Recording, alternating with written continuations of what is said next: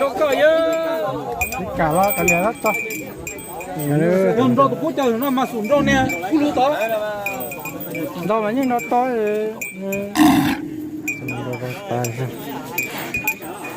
đâu chỉ lấy những con đâu thôi con đâu phải chỉ cả nó to là đôi lắm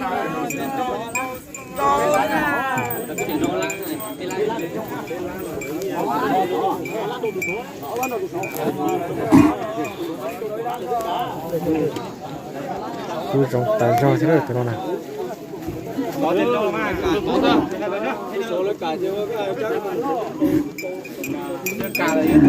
tụi nó chỉ đọc chắc tay rong thế đó tỏ thả sẽ qua lên rồi họ mình chuẩn bị cái xe này tụi họ mình chuẩn bị thế này cho tao thả nó sẽ qua họ đi chạy cho nó cái xe rồi cô nào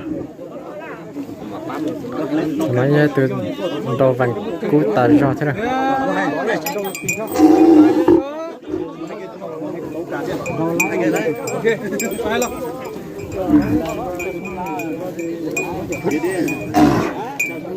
lên đâu tôi soi chứ đâu tôi soi cho cái lên đâu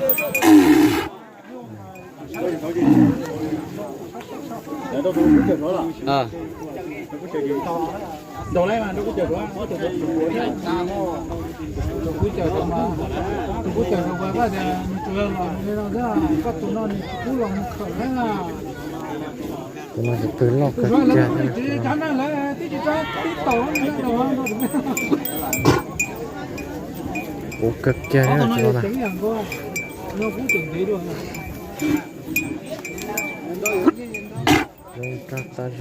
đâu những nhà đâu lấy cổ nhưng mà cho tao luôn rồi cứ lo cho thế rồi cho thì áo tôi nói chuyện đâu cổ lắm thì bên đâu kia nữa thì hay với cái chỉ tao nó bé nó còn lấy tao cho nên很多用那那你呀đầu tư đầu tư lọc đầu tư ê tí tiền đâu tụi nó đi đâu nó hay à tụi nó lại thả cho cái bé giờ là cái bên đâu tụi cả tụi số làm đâu bên đâu tụi nó kia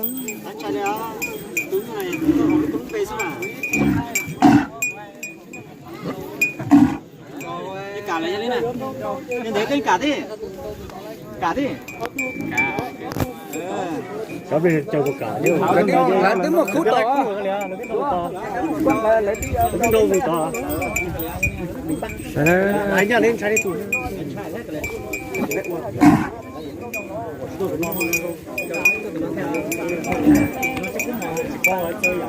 nó mà cho cũng một tay rồi cứ chạy trong thịt tê rồi tụi nó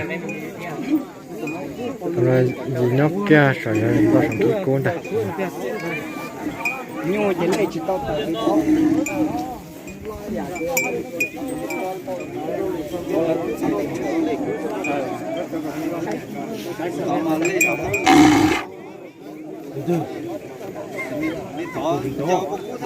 chia lệ cũ nó một tiểu cũ lệ sao lệ cũ rồi cần có cái chỗ tụi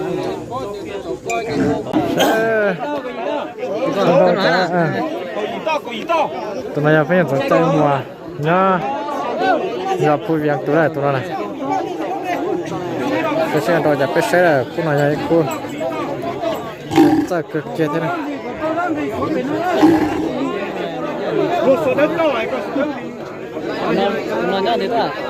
tụi nó thế cái xe đòi chặt cũng là tụi chạy cực kia thế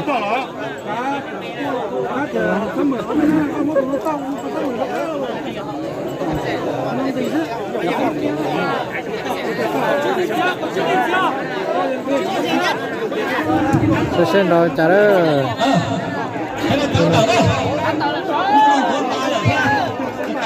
sen đâu chả đó cô nào mà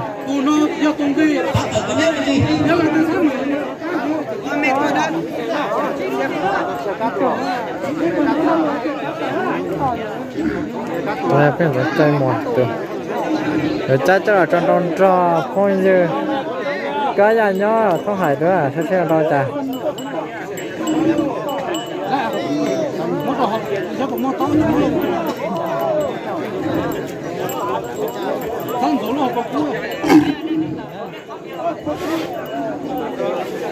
có tụi nó mà từ từ chủ trương nữa cô nào mà đút đưa sắp lỡ cô nào này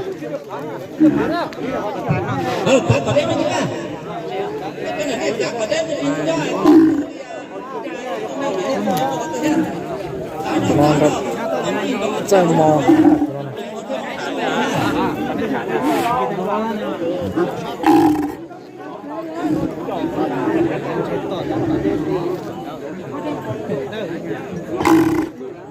chơi mòn thằng nào sẽ xem đo chả nào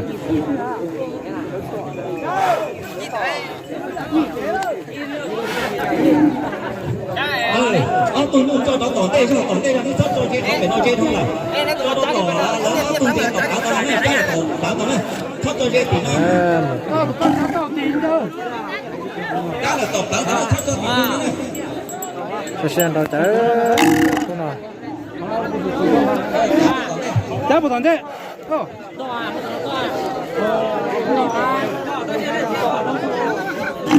tụi nó là nhặt bao nhiêu giả hồ vạt tụi này lò kia họ nói nó ta lò keo trả nó đó này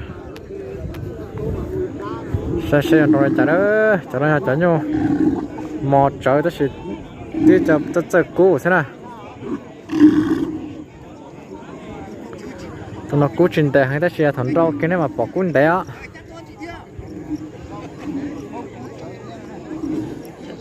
tụi nó chợ cũ một cơ thế nào tụi nó này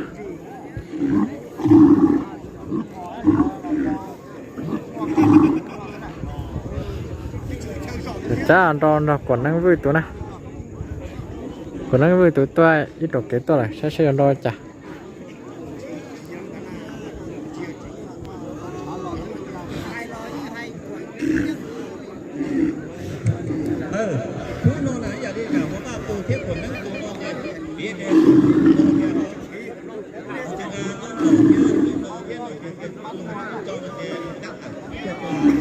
nó chỉ cho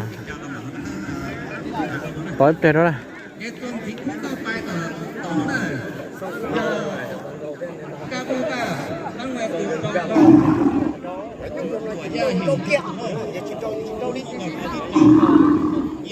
đó là cho nhau mẹ chỉ giật cú ta do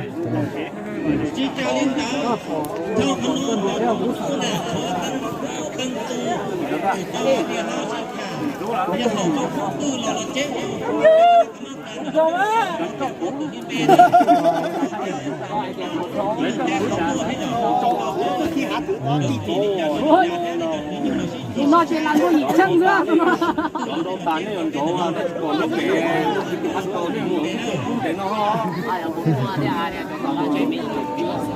rồi chỉ nhóc kia sòng chiếc cú họ để rồi chân sắp bây giờ chơi không như lòng rồi cho xe nói chả đó cô nào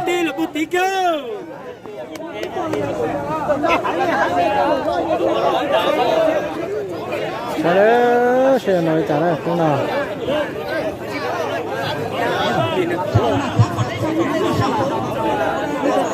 lo kia